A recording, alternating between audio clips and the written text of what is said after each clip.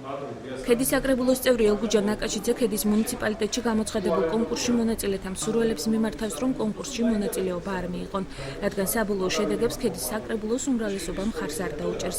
ნაკაშიძეს მიაჩნია, რომ კონკურსანტები ნაციონალური მოძრაობის წევრებმა შეცდომაში შეიყვანეს, რადგან არჩევნების შემდგომ აღნიშნულ თანამდებობებზე სხვა საკონკურსო პირობებით ახალი კონკურსი უნდა გამოცხადდეს.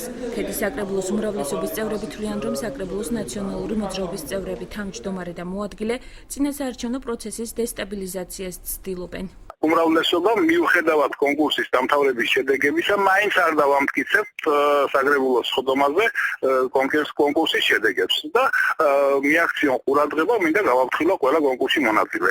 არჩევნების შემდეგ ჩვენ ჩამოაყალიბებთ კანონმდებლობის შესაბამისად საკონკურსო პირობებსაც, წესებსაც და მერე გამოცხადდება სამართლიანი კონკურსი და მერე მიიღონ მონაწილეობა.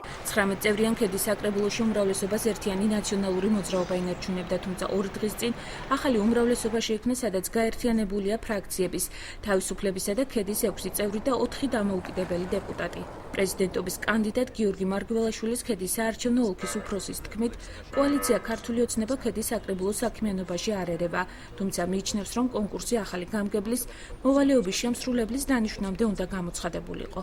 თუ ქედის მუნიციპალიტეტის საკრებულოს სურდა, რომ კონკურსი ჩაეტარებინა, ეს უნდა მოვალეობის გამგებლის მოვალეობის შემსრულებელი კი არ უნდა დაენიშნა, უნდა ჩაეტარებინა კონკურსი. ეხლა გამგებლის ცვლილება გამოიწვევს საჯარო სამსახურების ეფექტურობის, ვარდნას, ამიტომ აჯობებს, რომ ადგილობრივი თვითმმართველობის არჩევნებამდე მოქმედმა გამგებელმა შეასრულოს თავისი მოვალეობაც. ქედის საკრებულოს თავმჯდომარემ კომენტარზე უარი მოუცლელობის გამო განაცხადა.